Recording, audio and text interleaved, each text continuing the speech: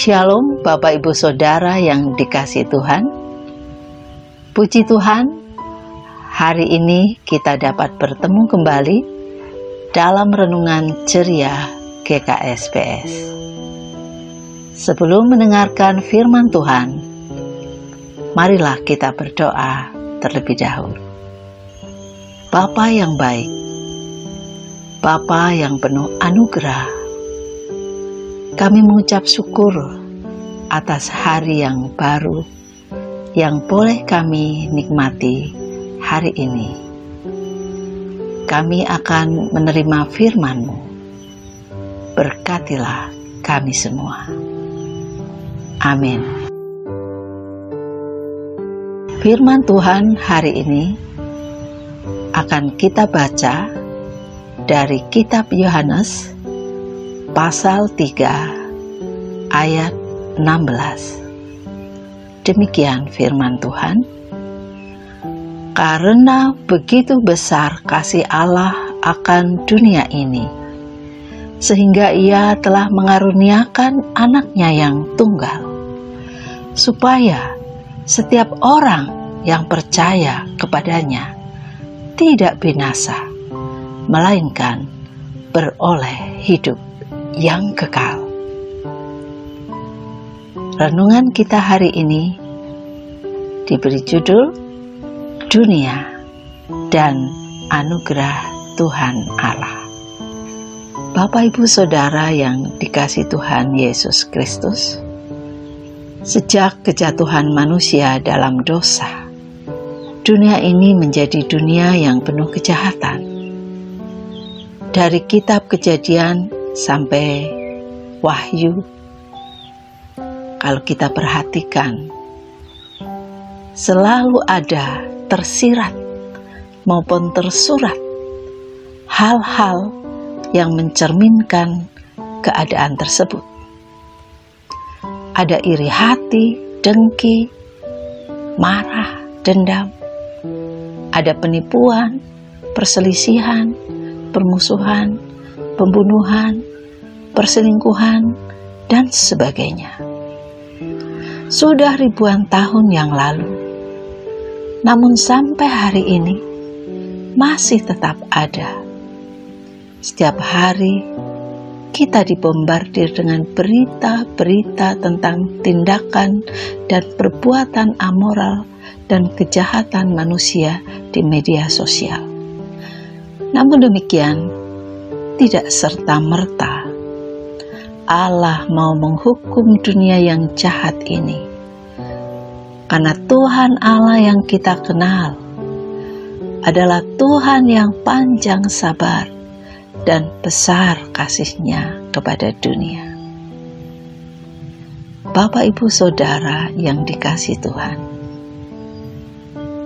zaman kita sekarang ini adalah zaman antara kedatangan Yesus Kristus yang pertama dan kedatangan Yesus yang kedua, dan sering disebut sebagai zaman gereja atau zaman anugerah, zaman kasih karunia. Puncak anugerah atau kasih karunia Allah dinyatakan melalui kedatangan Yesus Kristus, Anak Tunggal Bapa, ke dunia ini. Dia datang untuk menghapus dosa dunia, menebus dosa segenap umat manusia.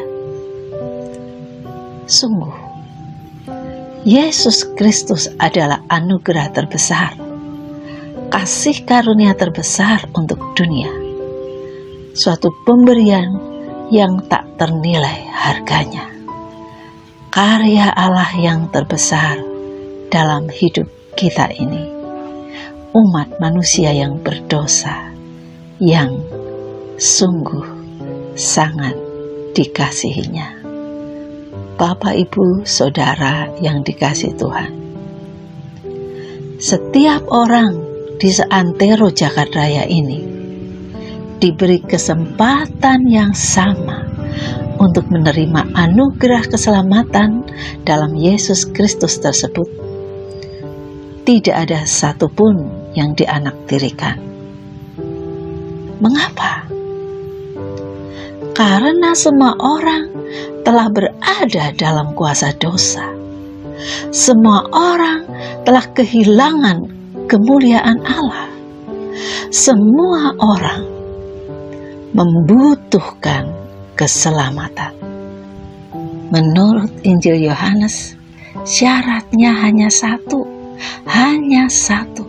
yaitu percaya dengan segenap hati kepadanya, kepada Yesus Kristus yang lahir, mati, dan bangkit bagi keselamatan kita.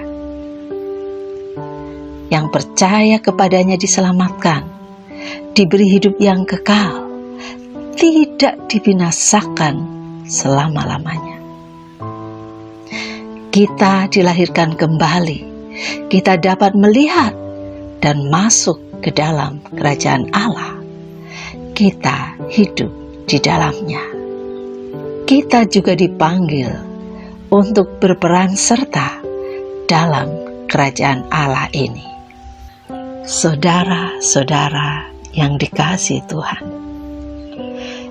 inti Natal bukanlah hal mewah dan meriahnya pesta Natal, syahdu dan merdunya nyanyian-nyanyian Natal, akan tetapi tentang Allah yang telah mengutus anaknya ke dalam dunia, bukan untuk menghakimi dunia, melainkan untuk menyelamatkan dunia. Mari kita nyatakan kepada dunia anugerah terbesar ini dengan kata dan karya nyata. Katakan dan nyatakan kepada dunia, Allah mengasihimu. Allah mau menyelamatkanmu. Amin. Mari kita berdoa. Terima kasih Tuhan atas firman-Mu yang boleh kami dengar pada saat ini.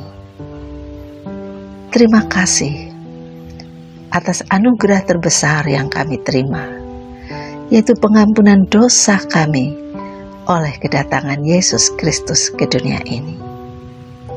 Pakailah kami untuk mewartakan dan menyatakan anugerah-Mu itu kepada sesama kami. Amin. Tuhan memberkati kita semua.